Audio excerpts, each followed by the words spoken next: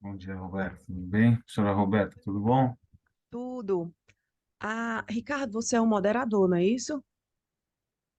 Eu acho que tá na programação, acho que o moderador é a professora Não é Zoraide da Zoraide? Fonseca Costa. Acho que é isso. Zoraide já está aqui, será? Deixa eu dar uma olhadinha. Bom dia. A professora Zoraide, ela está presente, sim. Tá? Perfeito. Ah, não sei se posso começar apresentando os artigos. Eu vi aqui que um dos artigos não tem o vídeo. E aí eu ia perguntar se o representante está aqui, que é fortalecimento de nichos sociotécnicos em uma perspectiva de aprendizado expansivo. Um estudo de caso em Curitiba. Tem alguém desse artigo aqui? Porque não tem o vídeo na plataforma, provavelmente não foi subido, a pessoa não enviou. E é o primeiro. Caso não tenha ninguém, a gente pode mudar a ordem. As salas costumam ter 4 apresentações, essa só tem 3, então a gente está um pouco mais confortável de tempo. Ah, o segundo artigo é. Só um minutinho. Inovação de processo de gestão do valor aduaneiro em importações entre partes relacionadas. Tem algum dos autores aqui? Pode responder que sim ou que não, quem tiver com o microfone fechado. Tem, Ricardo está dizendo que está aqui. E o terceiro artigo é proposta de modelo de diagnóstico de estágio de maturidade aplicado nas startups. Tem algum autor aqui? Isso, Não. estou aqui presente. Por enquanto, o que a gente não tem são os autores do primeiro artigo, que não tem vídeo, então. Ah, bem, para mim já começou, Zoraide está aqui. Professora Zoraide, a senhora gostaria de se apresentar?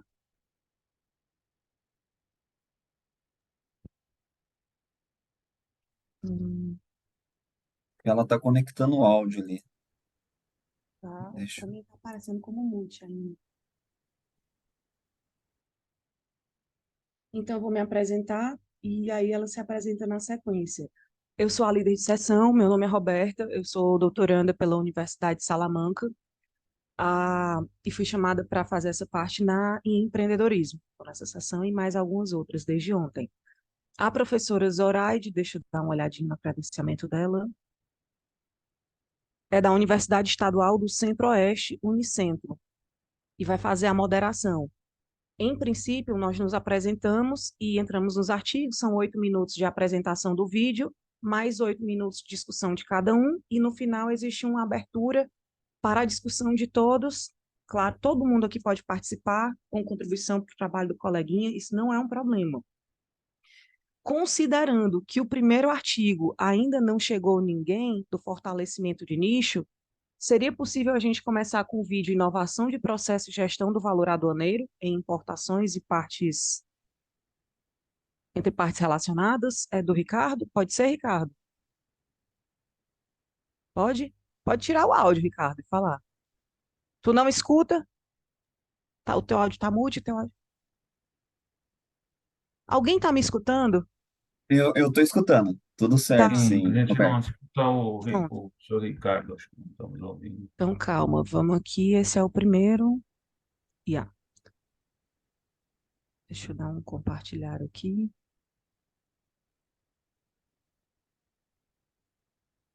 Share screen. Esse aqui. More. Deixa eu compartilhar o áudio. Share sound. Eu vou dar um play no vídeo. Me digam se vocês estão escutando o áudio do vídeo, senão eu tiro e coloco de novo. Deixa eu aumentar todos os volumes.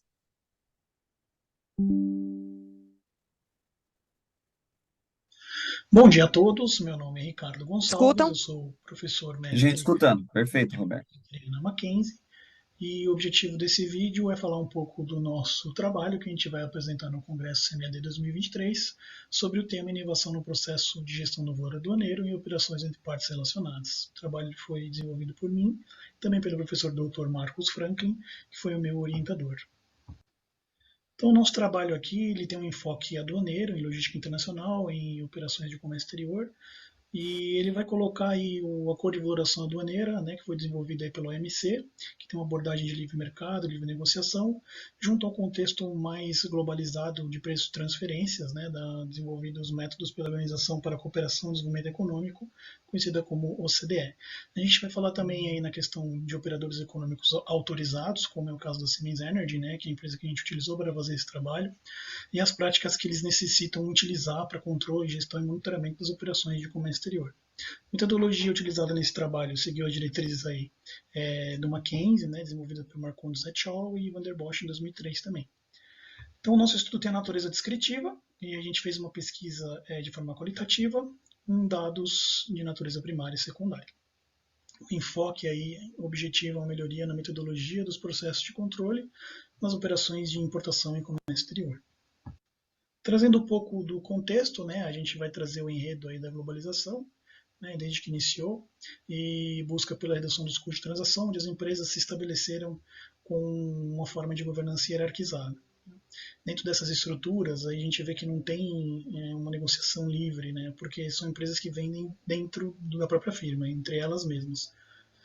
Essas transações, elas são realizadas, o preço, ele não vai considerar uma livre negociação, e ele vai considerar aí os métodos de preço de transferência, né? E por conta de ser operação intragrupo, né, essa relação pode influenciar no preço e as empresas podem tender a manipular os seus preços e, consequentemente, os seus lucros para conseguir cenários mais favoráveis, e isso pode impactar diretamente na arrecadação, na tributação da importação dos entes tributantes e dos governos. Esses impactos estão relacionados aí ao valor aduaneiro, que é o valor econômico que é oferecido como base de cálculo dos tributos na importação e é regulamentado aí pela Organização Mundial do Comércio. Acontece que, por conta da governança hierarquizada, os grandes grupos econômicos que atuam hoje no mercado global, eles seguem os métodos de preço de transferência desenvolvidos pela OCDE, para conseguir aí atender às circunstâncias de um mercado e chegar ao preço que é praticado no mercado. Todavia, esses preços eles são oferidos aí sem uma negociação formal, né, sem uma abordagem de livre mercado. Então, esses métodos da OCDE se baseiam no princípio aí, no ALP, que é o princípio do arm's length, né, no inglês a distância de um braço, para tentar chegar a circunstâncias que estão relacionadas a um preço de mercado. Só que para fins de valoração aduaneira, as normas que se valem são os métodos, né, do Acordo de Valoração Aduaneira, os 6 métodos, e diferente dos preços de transferência, dos métodos OCDE, as normas de valoração aduaneira, você tem uma hierarquia, né? Então você tem o primado aí do primeiro método, que é o valor de transação, que ele dá um entendimento maior, né, da questão do preço, da questão de negociação, né, que é o preço pago a pagar pelas mercadorias importadas. Então implica numa venda, numa transferência de titularidade, né, implica aí numa questão comercial e alguns ajustes também que estão previstos no acordo de valoração aduaneira. Isso pode trazer alguns riscos de questionamento, e a gente vê que vai identificar que tem um gap nisso daí, que precisa ser trabalhado para poder dar um norte para as empresas conseguirem monitorar e controlar e ter um elemento de gestão mais eficiente nesse elemento e, consequentemente, na questão fiscal, nas operações aduaneiras, principalmente quando a operação com parte relacionada, que a gente sabe que hoje a maioria das transações no mercado internacional são feitas entre grupos. Então aqui está uma comparação aí dos principais métodos, né? A gente tem os seis métodos do Acordo de Valoração Aduaneira e os 5 métodos aí dos preços de transferência, que eles são correlatos, tratam do mesmo assunto, mas em alguns pontos ele tem algumas divergências, alguns gaps que precisam ser superados aí para melhorar a gestão das empresas que operam no comércio exterior. Um outro ponto importante também é que o Brasil está entrando no OCDE, né? Então passou por um processo de transição. Já temos as leis aí que foram publicadas, né? Então o Brasil integrou, internalizou as métodos de preço de transferência na questão do preço de transferência do Brasil, e isso é super importante ter essa discussão nesse momento que está no momento de transição. Então qual que é o enfoque aí do problema, né? São a complexidade, né? A gestão que é compartilhada, porque a gente tem departamentos, stakeholders diferentes que tomam conta dessa questão. Tax, tem o supply chain, tem o pessoal de comércio exterior, tem o pessoal do legal, né? Tem essa vedação aí, a valor de transação quando quando o preço é influenciado. O arm's length, princípio, ele está presente em ambas as normas. Tem uma questão de razoabilidade e uma necessidade ampla de gestão, de controle nisso. Por conta disso, a gente identificou um gap aí, apesar de ser assuntos conexos, a gente tem essa lacuna que precisa ser preenchida e tem esse problema que é o efeito gangorra, né? Quando você diminui o valor de transação, você tem um problema de preço de transferência para fins de aferição do imposto de renda. Então, a ideia é a gente tratar esse gap e tentar diminuir esse gap, e por isso que o nosso trabalho buscou trazer nessa questão. Então a gente aproveitou esse contexto também, né, de mudança no Brasil entrando no OCDE, as normas de divulgação aduaneira também foram alteradas, e a gente se baseou também em comitês, em estudos técnicos conjuntos, né, tanto da OMC quanto da OCDE, e hoje em dia as normas elas já estão mostrando que os estudos de preço de transferências podem ser considerados como fatores e elementos importantes para sustentar que a relação não influenciou o valor de transação e ele pode ser mantido porque ele é primado no acordo de valorização aduaneira, né? E os métodos transacionais de TP, eles têm maior aderência e finalidade para esse suporte, para essa sustentação. E a gente pegou também, emprestou um conceito aqui da norma aduaneira do Brasil, que fala que uma variação de até 10% não é considerado como uma infração, e a gente colocou isso como um parâmetro também para a gente formatar a nossa proposta de solução. Então, com base nesses pilares, né, a gente considera aí variação na transação, métodos transacionais e a operação intercompany, e a gente consegue ter uma maior visibilidade e uma maior amplitude para a gente conseguir gerir essa questão de valoração aduaneira nessas operações. Nosso estudo ele propõe então um método, né, um procedimento e aí um macrofluxo da nossa proposta de solução, que considera identificar as transações e as operações, né, dentro de uma questão de gerenciamento de risco aduaneiro, dentro de uma questão de operador econômico autorizado, que é importante, que traz desvantagem também sob uma perspectiva logística.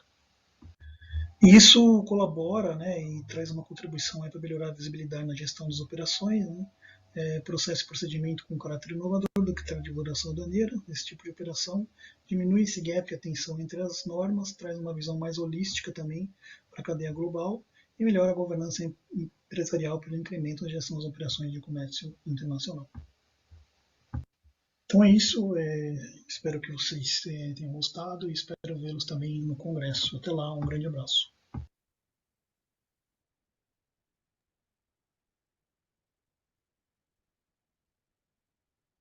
Ah, Ricardo, vamos lá.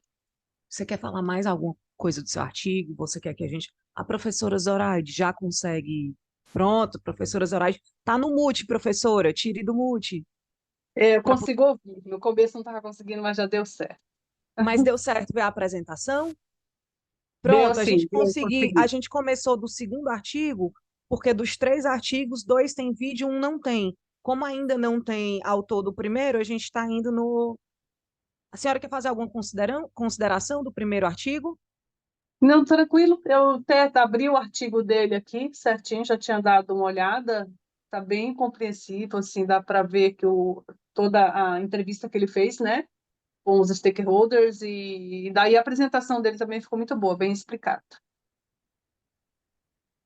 Tá, então eu vou fazer algumas pequenas contribuições, Ricardo. Fique à vontade, pode ser que o que eu diga não esteja no escopo e tá tudo bem, o que a gente diz. Não necessariamente 100% vai caber, até porque a gente só recebe o resumo estendido. Então, na prática, a gente não tem profundidade para analisar o artigo aqui, só quando a gente está avaliando para dizer o que é que entra e o que é que sai. Achei um estudo importante, trabalhei com comércio exterior há mais de 10 anos, e eu sei a dificuldade que é. Com relação à estrutura do artigo, uma sugestão que eu faria é, para tornar o artigo mais publicável, que os journals que são indexados em uma categoria maior, eles pedem necessariamente que você apresente uma teoria que você vai discutir os seus resultados. Você falou em custo de transação. Provavelmente seria a teoria mais adequada. Pode ser que tenha outra ou mais de uma. Pode ser que tenha outra, pode ser que você use mais de uma. Isso é excelente. Isso vindo no seu referencial teórico, torna o artigo mais robusto na discussão dos dados. Com relação à metodologia, você fala as suas bases de dados e tudo, não fica claro para mim exatamente o que você fez, se foi uma análise de discurso, se você fez uma outra coisa, o que também não é o problema. O problema é não deixar claro o que foi feito, não necessariamente o passo a passo, porque quando é uma pesquisa qualitativa, são tantos pequenos passos, se você for colocar tudo, o seu artigo só tem metodologia. Mas caso você tenha usado uma metodologia específica, é importante dizer o que foi. Se usou algum software, também é importante dizer qual foi, e aí traz a referência do software, os autores de um ano e tal. Para mim ficou parecendo que foi uma análise de discurso. Que bom, mas aí você tem que citar a pessoa do livro, a análise de discurso, quem é a autora seminal de análise de discurso, essa fulana aqui. Usei esse software aqui ou não, porque o outro estudo que é similar fez isso aqui e isso aqui. Quando você traz os seus resultados, eles são muito bons, mas você apresenta os resultados sem uma análise de discussão. Os resultados é o que a gente encontrou dos dados, foi o que os dados mostraram para a gente. A análise é o que a gente tira dos dados com as lentes teóricas que a gente trouxe no referencial teórico. E a gente pode fazer um pouco mais. Nos últimos tempos, antes eu fazia uma conclusão muito grande. Hoje, os jornais estão mandando voltar, pedindo uma conclusão pequena e pedindo para jogar tudo para análise teórica. A gente faz uma análise contrapondo os nossos achados com o referencial teórico, depois abre uma subseção de contribuições teóricas. Como a nossa área ela é muito específica, ela é de gestão, não necessariamente a gente vai avançar na teoria. Eu achei interessante que você trouxe uma contribuição tecnológica social. Foi a primeira vez que eu vi na vida, gostei. E você pode trazer ainda mais uma camada de implicação prática. Os seus achados interessam a quem? Não, interessam o pessoal que está no porto, ou interessa o pessoal necessariamente da contabilidade, ou não, interessa o pessoal que está fazendo legislação. Os meus achados contribuem para os policymakers nesse sentido. Caso eles adotem isso aqui, pode trazer esse benefício, porque no final das contas é isso que torna o nosso artigo publicável. E uma coisa que eu senti falta foi linhas futuras. Você deu o gap para sua pesquisa. O Brasil entrou na OCDE, tem sempre uma insegurança jurídica quando um país faz um movimento desse, justifica o estudo. Perfeito, o estudo está justificado. E a partir do seu estudo, o que mais pode ser estudado? Quais são os próximos? É importante para a teoria avançar em que sentido? É importante para a implicação prática continuar isso em que sentido? Eu poderia usar outras bases de dados, eu poderia usar outra metodologia, eu poderia usar uma outra metodologia, ou, enfim, uma outra teoria, uma outra qualquer coisa. Quando você coloca isso na sua análise barra conclusão, o teu artigo dá um salto qualitativo de publicação muito grande. E hoje em dia, a escrita, hoje, por exemplo, o que eu mais perco tempo é na escrita da minha análise, porque eu tenho que linkar. Isso aqui corroborou com a teoria que eu trouxe. Aí é mais tranquilo. Putz, achei isso aqui que ninguém falou. Não importa, ache alguém que tenha pelo menos discordado. Aí você vai dizer, tem um fulano que discordou, mas isso aqui é um achado, linhas futuras. Já vai para linhas futuras. Então, isso aumenta muito a possibilidade de publicação. Mas o seu artigo, pelo que eu li do artigo estendido, está muito bom. E sim, é um artigo muito relevante. Parabéns, caso você queira falar alguma coisa. Obrigado. Vocês estão me ouvindo agora? Sim. Nossa, consegui. Finalmente. Não, obrigado aí pela oportunidade também, pelas palavras, né, pela participação. Esse artigo ele foi um artigo aplicado, né? Na verdade, eu me baseei nele no meu TCC, que eu fiz um TCC no mestrado em Administração e Desenvolvimento de Negócios, então é um artigo que tem uma aplicação prática. E realmente a teoria do discurso de transação eu acho que é uma teoria, né, que é importante nesse sentido. E no ponto que você trouxe aí de aplicações futuras, eu acho que tem muita aplicação futura, eu concordo plenamente com você, eu acho que tem uma expansão muito grande, até porque eu trouxe o conceito de operador econômico autorizado, né?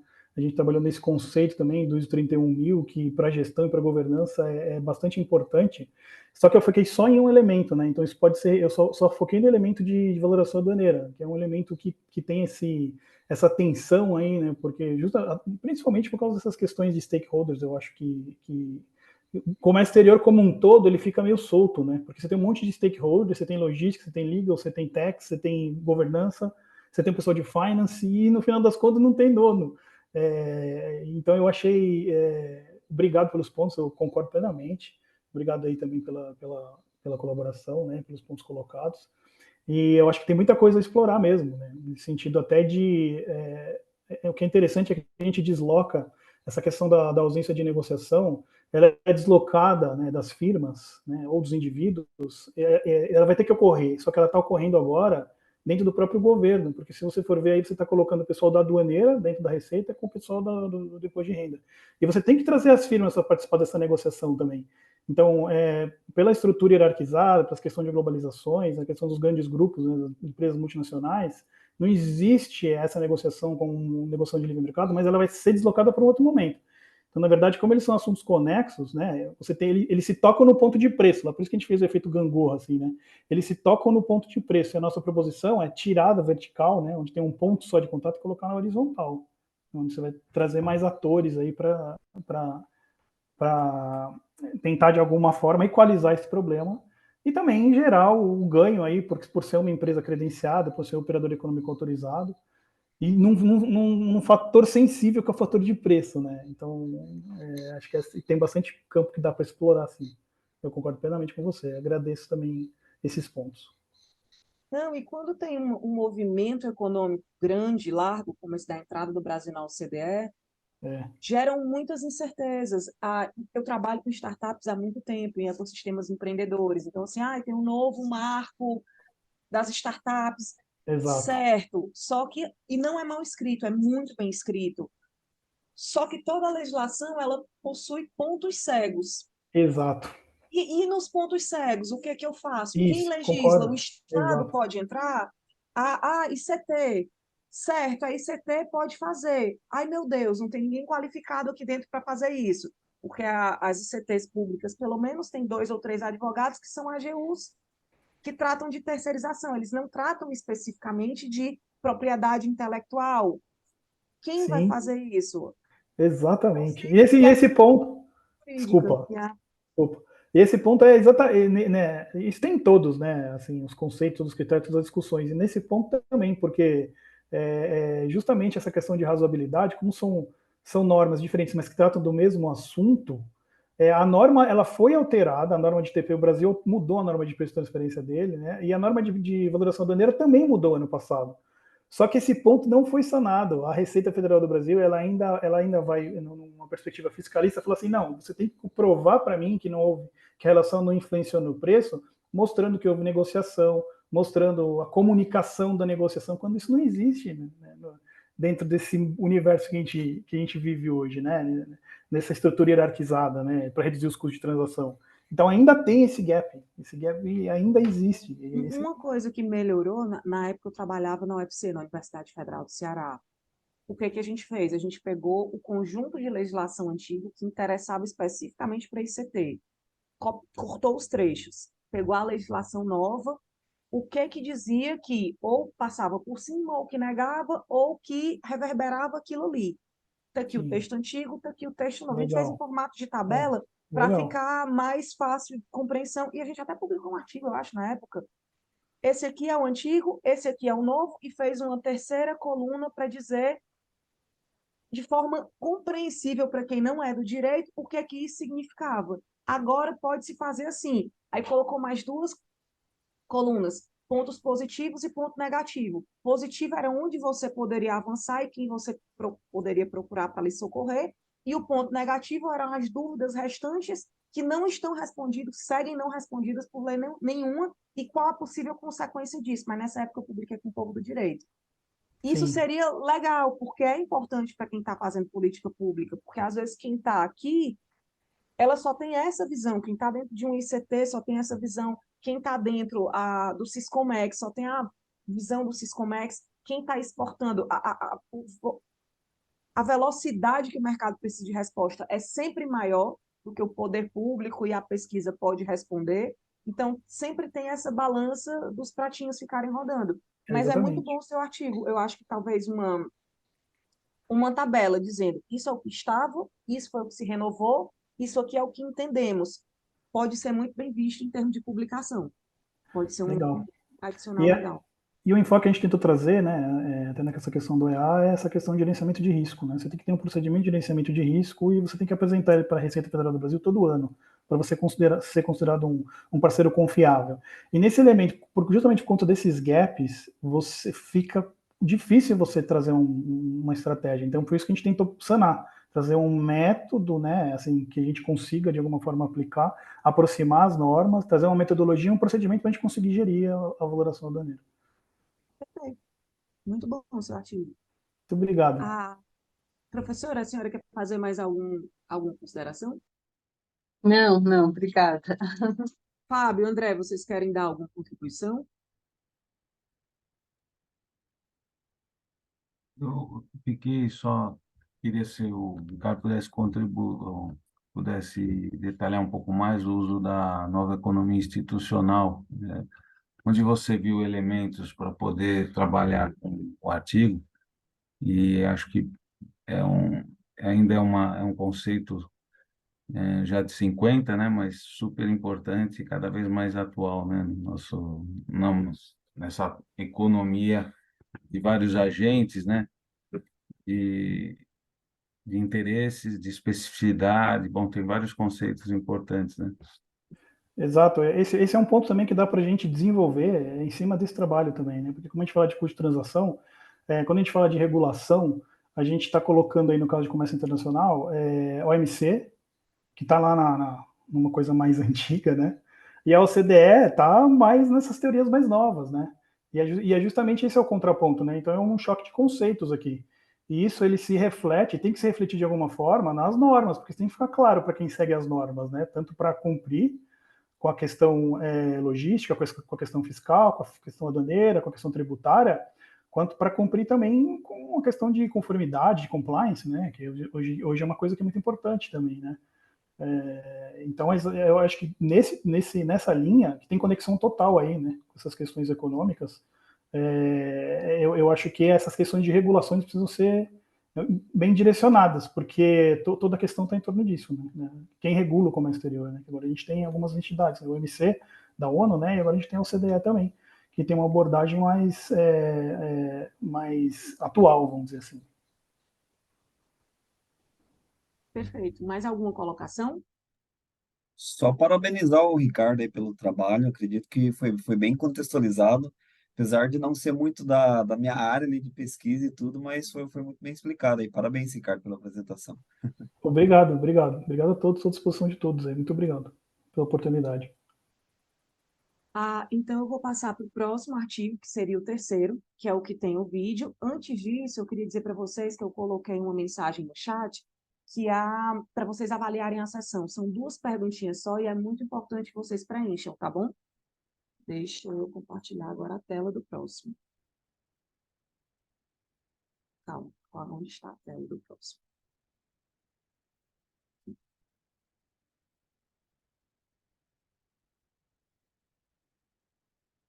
Me digam se estão ouvindo, tá? O vídeo? Olá, pessoal, sejam bem-vindos Isso, ao meu tudo trabalho. certinho. Meu nome é André Xavier, sou mestre em Inovação e Tecnologia pela Unicentro, Universidade Estadual do Centro-Oeste do Paraná, e hoje eu vou apresentar então um trabalho que chama Proposta de Modelo de Diagnóstico de Estágio de Maturidade aplicado nas startups situadas na Incubadora Tecnológica de Guarapuava. Então, esse é um trabalho desenvolvido por mim, juntamente com os meus colegas, Zoraide Costa, Marcos Kiel e Cláudia Crisóstomos. E aí nós vamos estar apresentando esse trabalho aqui para vocês. Aqui um breve sumário da apresentação, então vou trazer um contexto, depois falar do problema, os objetivos, as referências, a parte metodológica, a intervenção inovadoras e, por fim, as contribuições técnicas e sociais e referências. Então, trazendo aqui um contexto, então, de acordo com o mundo contemporâneo que nós vivemos atualmente e das variadas formas de se criar negócio, as startups elas vêm se consolidando como uma tendência empreendedora no que se refere à inovação e aos novos modelos de negócio. Esses modelos que têm surgido propondo soluções eficientes para problemas que já existem no mercado ou que ainda estão para surgir, as startups acabam trazendo essas tecnologias. E aí, em diversas áreas, a gente observa a locomoção compartilhada de passageiros. Então, a gente vê aplicativos como Uber 99, novos meios de pagamentos, como Nubank, Banco Inter, entre outras startups da Fintechs, que trazem também soluções de meio de pagamento, formas ágeis de fazer compra. Então, a gente vê deliveries de comida, como iFood, Equifome, etc. Também várias formas de se comunicar. Porém, eu trago aqui uma figura alarmante, que é o tempo médio de sobrevivência das startups. Então, se a gente pegar ali o primeiro círculo, a gente vê que 25% das startups, elas morrem com um tempo inferior de um ano. Então, é importante entender o porquê que isso está acontecendo e o que pode ser feito para que elas continuem, então, sobrevivendo por muito mais tempo e não só sobrevivendo e também como prosperando, né? E aí a sobrevivência das startups, elas afetam positivamente o cenário econômico do país. Então isso acaba gerando uma série de impactos, como a distribuição de renda, geração de novos empregos, a parte de networking e também muito mais. E aí ter um instrumento que auxilie essas startups para que elas continuem avançando é de fundamental importância. E as incubadoras, elas são sim esse instrumento. Porém, as incubadoras, elas precisam de padrões, práticas e ferramentas para que elas possam, então, auxiliar as startups nesse tempo de estadia que elas ficam, então, na parte das incubadoras. E aí a plataforma CERN, ela foi, sim, criada com esse propósito de criar um padrão para que as incubadoras, então, possam atender de uma forma sistemática, padronizada e que gere resultados, então, para as startups que estão incubadas, tendo, sim, por fim, o resultado de ter empreendimentos inovadores e bem-sucedidos. E aí, qual foi o problema da pesquisa? A Integ, então, nos procurou para desenvolver um diagnóstico de estágio de maturidade das startups que estão residentes. E aí, esse diagnóstico, além de auxiliar as startups na sua estadia, também vai contribuir com a parte da certificação CERN2 da incubadora. E aí, quais são os objetivos, né, gerais específicos da pesquisa, né? Quais foram?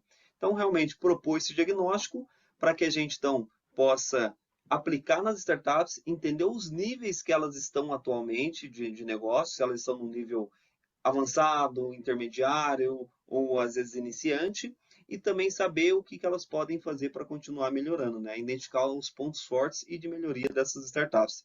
E a justificativa, além de auxiliar e ajudar essas startups, vai contribuir para que a incubadora tire essa certificação CERN2 e assim, né, a incubadora tendo essa certificação, ela pode ter muito mais credibilidade, ela pode ter muito mais fomentos, ela pode ter muito mais visibilidade para que atraia mais startups e, por fim, né, todos os lados acabam ganhando.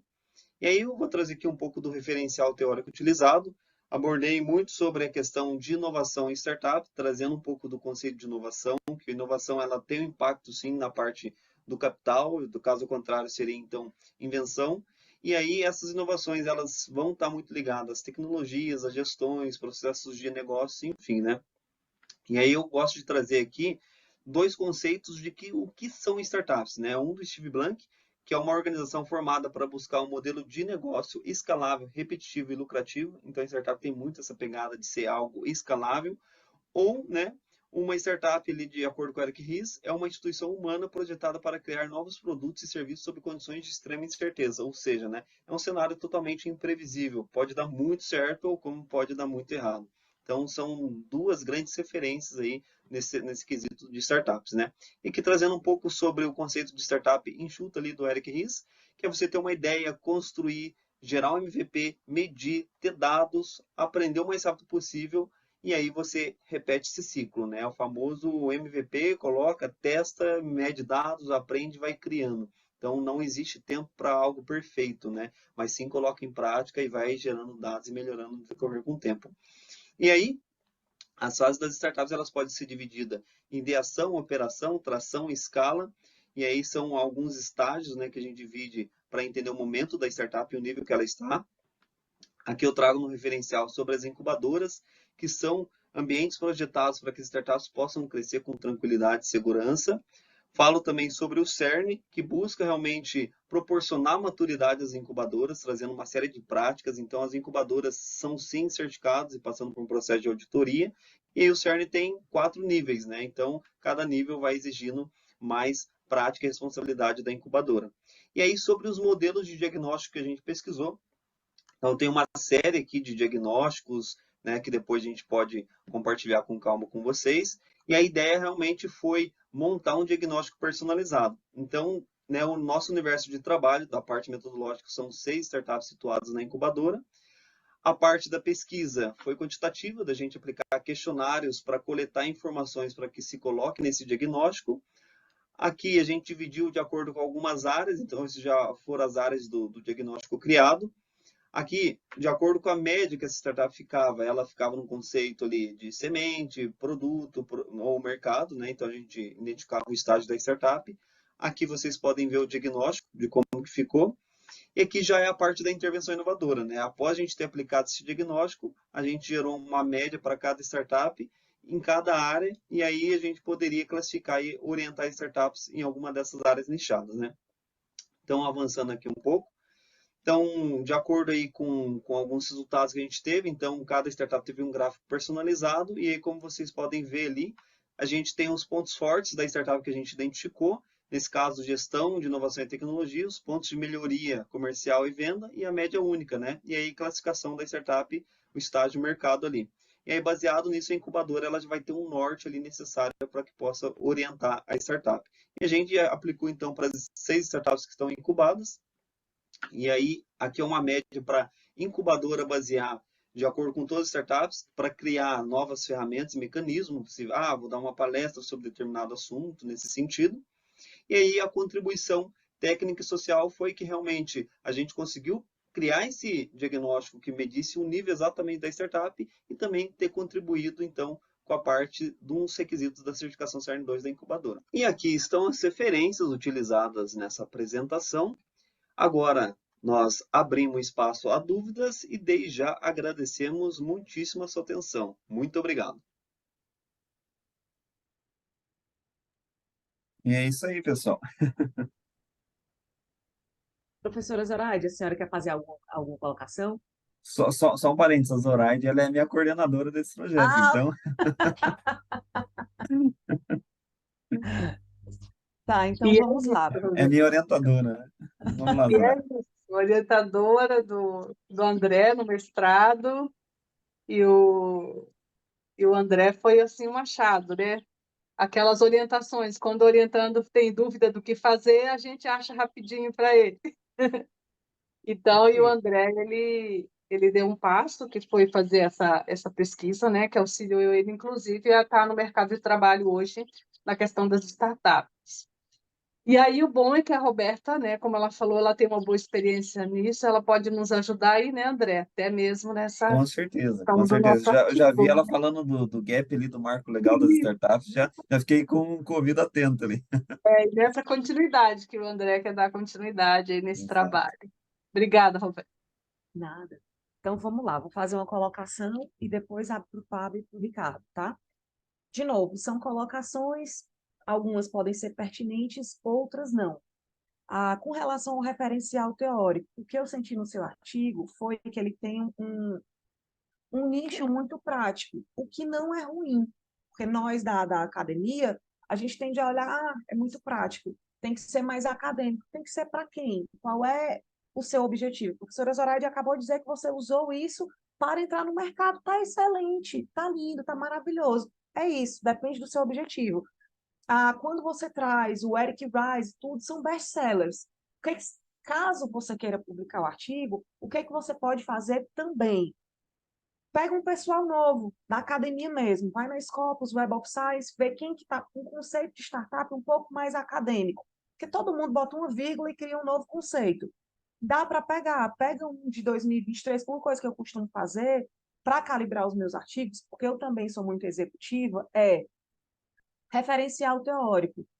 Mas o primeiro que fez isso aqui é um best-seller. Ok, eu boto best-seller, aí eu vou na Web of Science Scopus, eu vejo quem é o artigo seminal, aquele mais antigo, mais citado, cito essa pessoa também, e vejo algum artigo mais recente que tenha muita citação, claro que quanto mais recente, menos citação vai ter, mas que tenha sido publicado em um jornal em Q1, por exemplo, na primeira faixa dos mais citados, mais valorosos, porque isso dá um balanço. Eu estou trazendo um best-seller, mas eu também estou trazendo um seminal e eu também estou trazendo um mais citado ou um recentíssimo publicado em um top journal.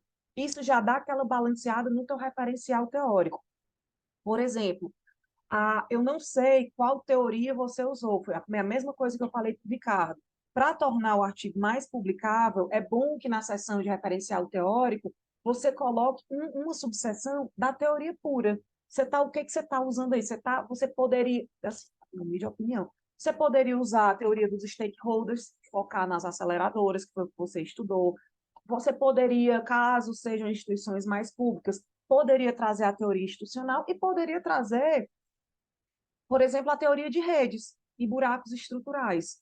Por quê? Porque apesar do CERN ter a certificação dele, tem um percentual muito baixo de incubadoras e aceleradoras do Brasil que é certificado. Então, assim, tem muitas incubadoras que não passam nem perto. E não quer dizer que elas não apresentem um resultado robusto, mas é porque elas não conseguem entender ou se adaptar. É como uma empresa, ela dá resultado, ela está simplesmente muito boa, mas agora ela quer tirar uma certificação ISO para escalar ou aumentar a possibilidade dela no mercado internacional. E aí ela tem que contratar uma consultoria, porque não tem dentro da empresa alguém que consiga fazer aqueles processos, os procedimentos para tirar a certificação. E quando eu estudei incubadoras no meu mestrado, na verdade, e eu usei a TRL para também propor um diagnóstico, que é um dos milhões de métodos que você pode usar e não tem certo nem errado, tem o que se aplica. Eventualmente, uma incubadora seria melhor, mas na época eu usei TRL para medir os projetos de pesquisas que se transformavam em um produto, porque era o que a gente queria da universidade, aumentar os índices de propriedade intelectual. Mas você pode usar para um monte de coisa. Por exemplo, você eu entendi que isso era fruto de uma pesquisa de mestrado, porque você traz 4 objetivos. 4 objetivos para um paper é muita coisa, porque ou a gente vai escrever e vai ficar maior do que o limite máximo de páginas, ou a gente vai ter que cortar e esvaziar. Caso você corte e ache que esvazie, divide em 2. Brota 2 filhos, pares gêmeos. Bota 2 objetivos para um, 2 objetivos para o próximo. E usa o mesmo referencial teórico, muda umas palavras, ou inclusive você pode usar uma teoria para um referencial teórico e outra para outra, para ver se consegue contrapor. Deixa eu ver o que mais. Você analisou 6 startups. Seria legal dizer o porquê das startups, se foi por localização ou se cada um atuava em um mercado diferente e por que parou em 6. Não, é porque eu analisei uma aceleradora só e esse era o escopo. Não tem problema, mas isso precisa ser dito.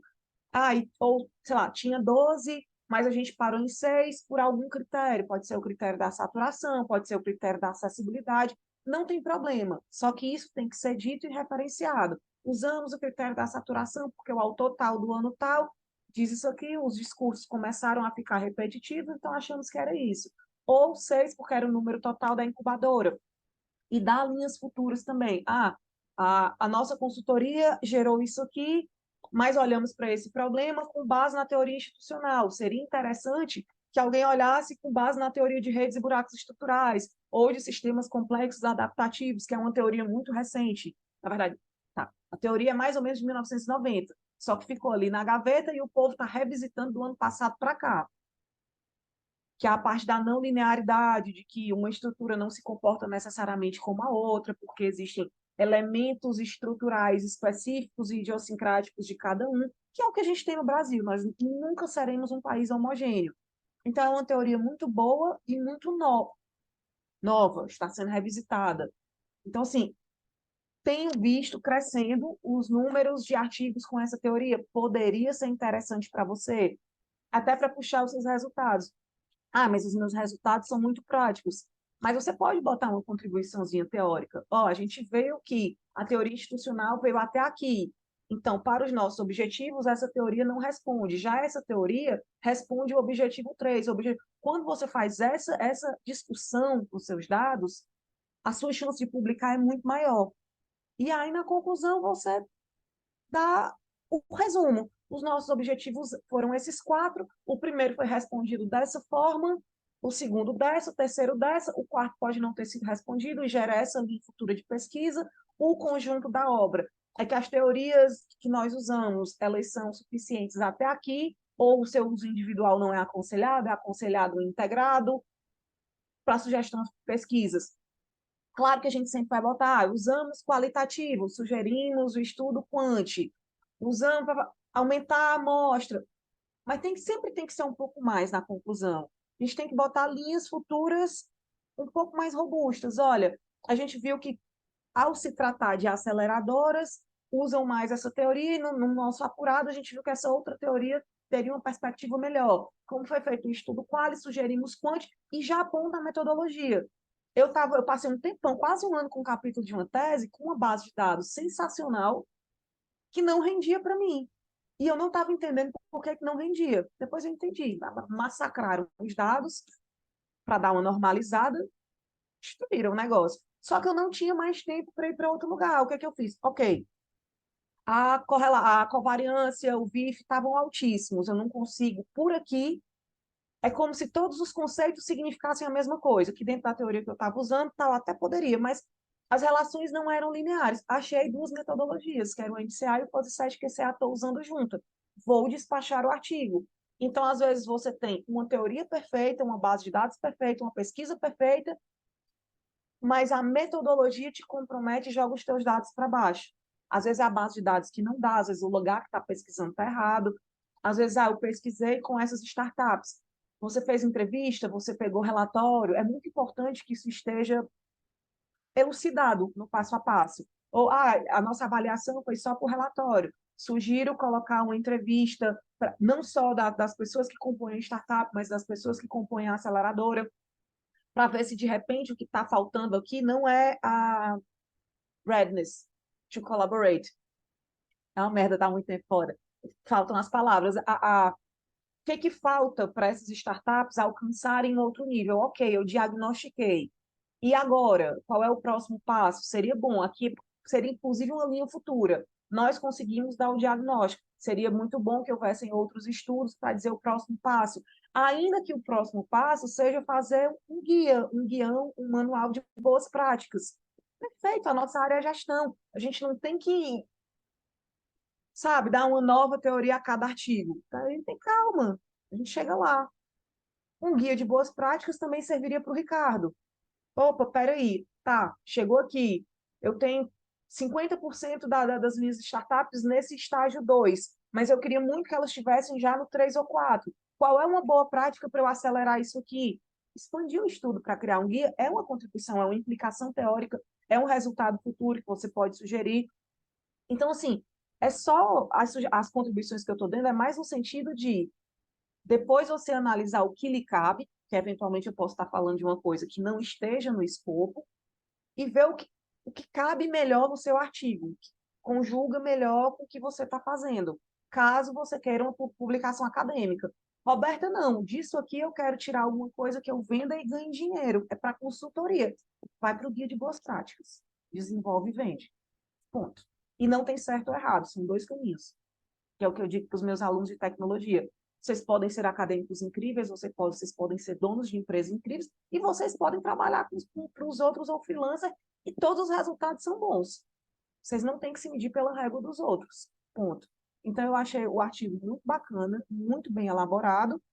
Caso vocês queiram uma publicação acadêmica, eu acho que valeria a pena incluir um pessoal mais acadêmico no referencial teórico e dar uma melhoradinha nas linhas futuras e discussão, tá bom? Roberta, muitíssimo obrigado pelas considerações. Nossa, foi anotando, enquanto você estava falando aí, estava anotando tudo, então acredito que é muito válido, eu acho que ter esse viés, esse olhar para saber assim, se for para academia, realmente a gente tem que botar mais referências, né, acadêmicas, querendo ou não, por ser até na linha que a gente fez, ser um mestrado profissional, foi muito voltado com esse viés mais prático, então, né, com É, esse viés de consultoria, como você disse. E aí eu já venho desse mundo de startups praticamente desde a metade da minha graduação, né? Sou engenheiro mecânico de formação, e aí já tive as primeiras iniciativas com a incubadora lá na metade. E aí, sentindo um pouco dessa dor, né, dessa vivência, né, já tive uma startup e tudo mais, a gente vê que faltava esse instrumento, essa orientação, esse diagnóstico completo, assim. E aí, até no universo ali nosso de pesquisa, né, que foi na Unicentro, realmente tinha só 6 startups. Mas até hoje, onde eu estou atualmente, que é na Hot Milk, no momento eles estavam nesse processo de certificação CERN 2. E aí foi o que até me ajudou a adentrar também, né, na incubadora aqui, porque justamente eles estavam nesse processo de auditoria. E aí a gente sim passou por todas aquelas consultorias que são externas também, e aí cuidei de toda essa parte da auditoria e a gente conseguiu ser certificado CERN 2. E hoje aqui na incubadora que a gente está atualmente tem mais de 100 startups. E aí um projeto que a gente está desenvolvendo aqui dentro é justamente criar esse diagnóstico aí, né, com mais refinamento para que a gente consiga aplicar com todas e aí mensurar os níveis, né? um dos desafios das incubadoras é saber qual o nível que a startup está e o que a gente tem que oferecer de conteúdo, de consultorias, de plano de mentorias, etc., né? E aí, assim, achei muito legal a tua contribuição no olhar teórico também, né? Porque acho que isso agregaria muito analisar de uma teoria, então não tem, que você falou algumas teorias, né, não tem todas de cabeça que você comentou aqui, mas fui anotando. Teoria dos stakeholders, por exemplo, né? É uma coisa interessante. Então, a gente analisar a pesquisa através dessa ótica fica mais fácil ser publicável, adicionando referências acadêmicas atuais, né? Mas, nossa, muito obrigado aí das considerações. Fábio, eu ia perguntar se podia me dar o teu e-mail, porque eu estudo ecossistemas empreendedores e para o ano que vem, graças a Deus, eu vou despachar a parte quantitativa da minha tese e vou focar no Quali. E vou precisar entrevistar principalmente gestores de Não, startups. com Então, caso certeza, você tenha até alguma eu informação, vi ontem que está tendo um evento ali em Brasília que eles vão divulgar um mapa dos ecossistemas de aceleradoras e incubadoras de todo o Brasil. E aí é um trabalho juntamente da Amprotec com o Sebrae. Então é bem interessante, dá para dar uma pesquisada, que qualquer coisa eu já pesquiso e já compartilho não aqui no chat sabia, aqui. mas já me ajudou aqui também. Porque, Eu gosto querendo ou de não, aí você já congresso, tem porque um você sempre sai com mapeamento ali alguma coisa. recente, né? Ok. Isso tá para ser divulgado ou já foi divulgado? É para ser divulgado no evento, possivelmente posterior do evento vão divulgar algum material, alguma coisa. Eu vou dar uma pesquisada que eu vi ontem à noite isso e achei super interessante, assim. Divulga para Esse, mim, me dá o teu vou, e-mail. não, fechou, até dá para, vou compartilhar meu LinkedIn se vocês quiserem adicionar. Acho que é super Perfeito. válido a gente ter esse momento aqui também, não Boa só de ideia. apresentações, mas de troca também, né? Acredito Eu vou que é deixar muito. no chat aí também, Não, excelente. A gente se contribui e se conecta aí. com certeza. E aí eu vou fazer uma última pergunta.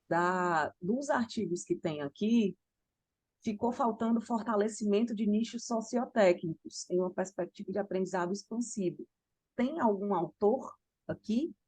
Porque não tem o vídeo nem para passar. Não chegou, né? Que pena. Que pena, paciência. Deixa eu trazer. Pois coloquem logo os LinkedIns de vocês. Eu não Vou sei para colocar. onde. Antes da gente. Por caso Já alguém queira coloquei, fazer. Já agora estou colocou? esperando. Agora Ah, estou ok, esperando. calma. Calma, estou anotando. É um link. Se clicar no link, ele abre direto. BR, calma, eu tenho que Já clicar deu no certo, link. aqui, ó. Já me conectei aí, você já, Ricardo. Valeu. Não, eu tô calma. Faltam dois. É mais fácil eu copiar o link e mandar para mim mesma. Eu tenho um grupo comigo mesma no WhatsApp, que é para eu não me perder da minha vida. Já foi? Sim. Dois já foi. Meu nome é Roberta Andrade, no LinkedIn tem mais de 40 mil pessoas com o mesmo nome. Como eu sei que eu não sou uma pessoa extremamente ordinária e nada fácil de encontrar, os links de vocês já estão aí, eu vou adicionar, porque aí fica mais Obrigado. fácil. Vocês preencheram a sessão de avaliação? Por favor, preencham suas próprias Isso, já. perguntas. Tudo ótimo, tudo ótimo. Pronto, pois quem não preencheu fui eu, vou preencher. Então, pessoal, era isso. Caso alguém tenha mais alguma contribuição para dar no trabalho do colega, às vezes não é da nossa área especificamente, mas a gente tem um olhar de uma área diferente e muitas vezes contribui, porque quem estava ali, quando a gente olha muito no mesmo lugar, a gente perde os detalhes, né? Fica imune aos detalhes. Alguém quer fazer mais alguma consideração? Eu botei o meu também o LinkedIn ali. Opa, vou Aí copiar. depois eu vou achar você também, Roberto, porque como a gente tem aqui o mestrado profissional e a gente está sempre precisando de pessoas nas bancas, né, algo diferenciado assim, a gente, né, seria bom ter esse contato seu ali também, Perfeito. tá bom? Sim. Aí você É, adiciona lá, mas como eu falei para um professor lá, eu acho. Eu entro na internet, acho as pessoas, orientador, quando quer achar banca, vai lá, fuça, entra no currículo e acha, né, para as bancas ali, tá? Vou Mas eu vou Não, anotar copiar, excelente. vocês, Fábio. vou Pessoal, copiar já compartilhei esse evento, até, Roberto, que é o que vai ser divulgado esse mapa do ecossistema aí. Então tá no Eu link aí estou, eu também. estou mandando para o meu próprio WhatsApp tudo. Eu coloquei o meu e-mail meu e-mail é de uma universidade portuguesa, porque enfim, eu estou morando na Espanha, mas eu estou linkada à universidade portuguesa, eu também estou linkada ao UFC, é isso. tal hora a gente se encontra. Eu queria agradecer a todos, muito obrigado pela contribuição de todos. Os 2 artigos estavam ótimos, uma pena o terceiro, que seria o primeiro, não ter aparecido. Coloquei o meu e-mail profissional aqui, UB, a Universidade da Beira Interior de Portugal. Se vocês me enviarem e eu não responder no terceiro dia, é porque o e-mail da universidade tem um filtro de qualquer coisa que não seja @UB, ele joga para o lixo eletrônico. Mas, de qualquer forma, pelo menos no outro dia eu vejo o lixo eletrônico, responderei. Tá certo? Pessoal, muito obrigada e parabéns pelas apresentações. Excelente, eu que Parabéns. agradeço aí. Parabéns a todos. Muito obrigado. Parabéns. Parabéns a todos aí. Obrigado, tchau, tchau. Um Até abraço. mais, pessoal. Tchau, Um tchau. abraço a todos. Prazer, tudo de bom. Tchau, tchau. Tchau, tchau.